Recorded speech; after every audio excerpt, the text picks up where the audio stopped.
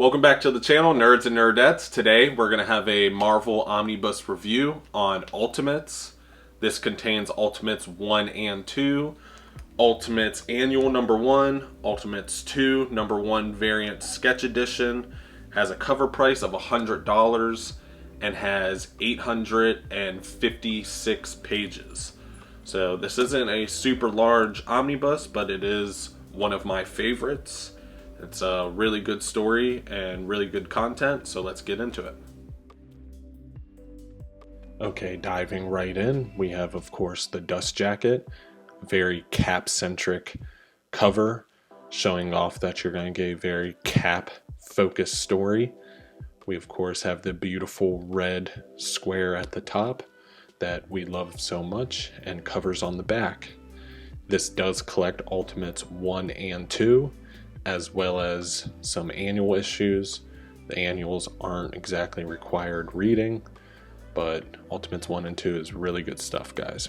So looking at the art on board here, another very Cap-centric art piece, and then we get some beautiful opening pages that are blue, a nice title page, and some opening credits.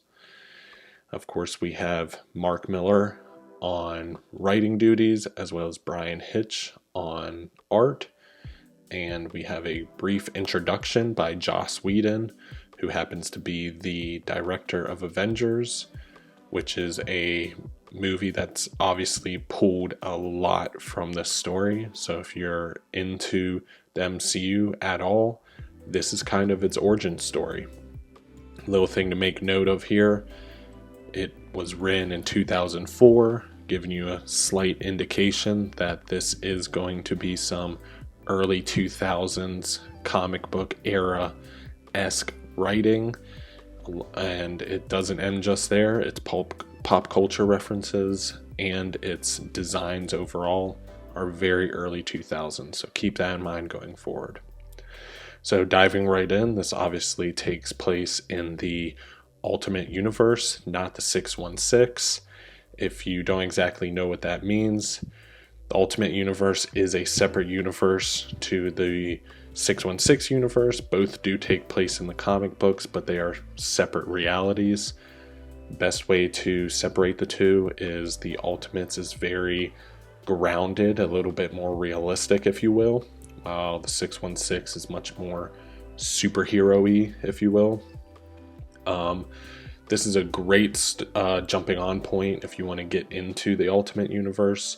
You do have brief introductions for all of the Ultimate Universe counterparts of our usual heroes, such as Captain America, Iron Man, Giant Man, Wasp, Nick Fury.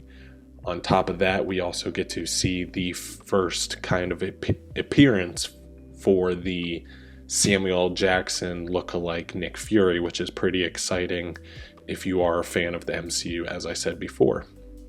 Now, this is not your typical comic book. This is going to be very grounded, not exactly in reality, obviously, but in its storytelling and the powers and abilities of our heroes.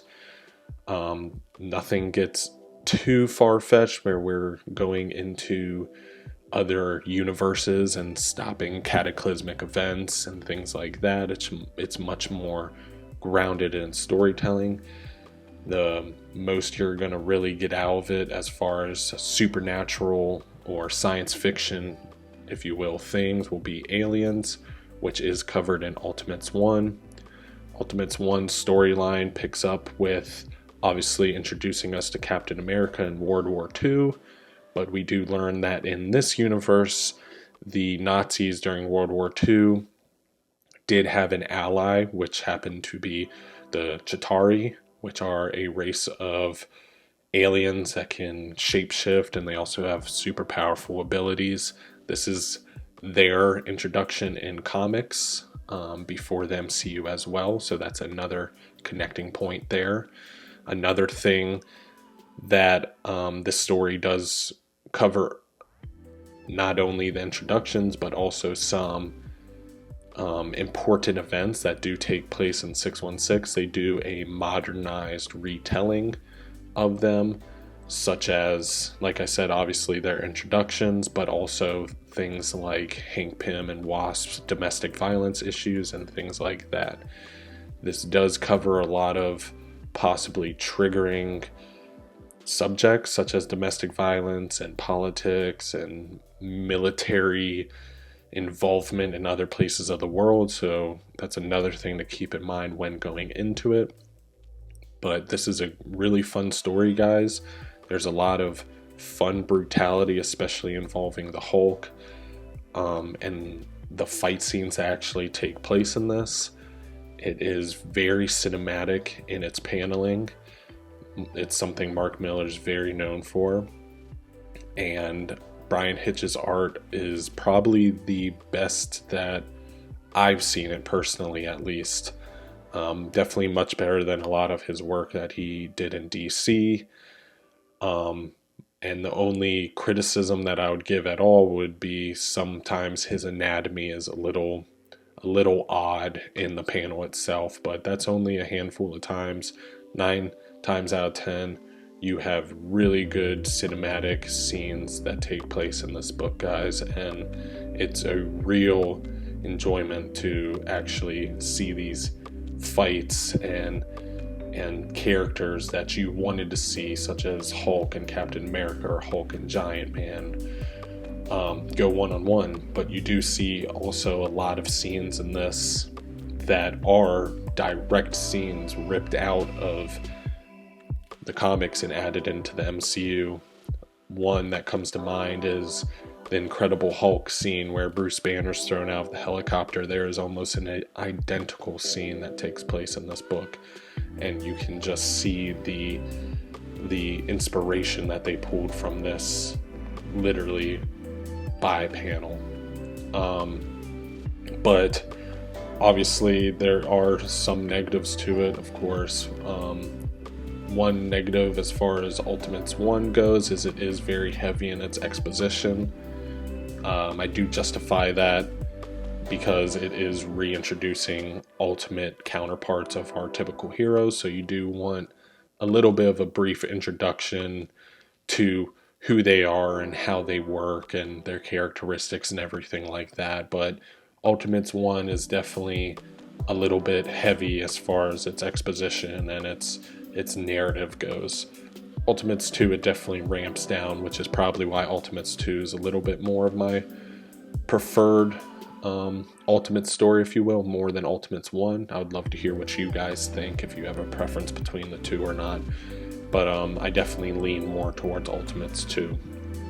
Another thing, as I said, this was early 2000s era, so there's going to be a lot of dated things, especially in some of the characters' designs. A lot of scenes where you're going to see characters in trench coats or dark black shades, things like that. Stuff that was cool in the early 2000s is still obviously cool in this omnibus.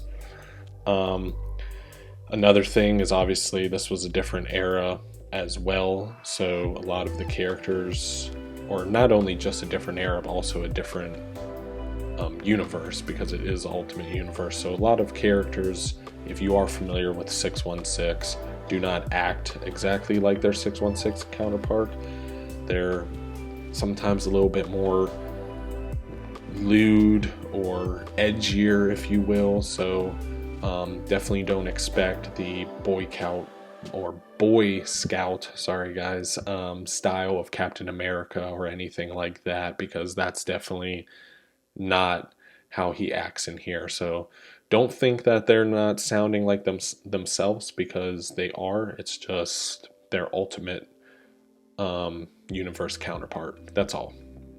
But as far as Ultimates 2 goes, we then suddenly drop the supernatural element of aliens, and we go further into kind of international relations and the stigma and the backlash that does bring. And it's not horrible stuff. It's nothing that I I wouldn't recommend older teen to be able to read. You're not going to be seeing anything that's going to sway any of your opinions or thoughts, but it's definitely a little bit of grounded narrative, if you will. Now, we have the annuals, obviously. As I said, not required reading. I honestly kind of skimmed through it. I'm not a huge fan of Steve Dillon art. Rest in peace to him, but I'm not a huge fan of his art. This book is very heavy on extras, though, so if you are a fan of extras, this is another book for you.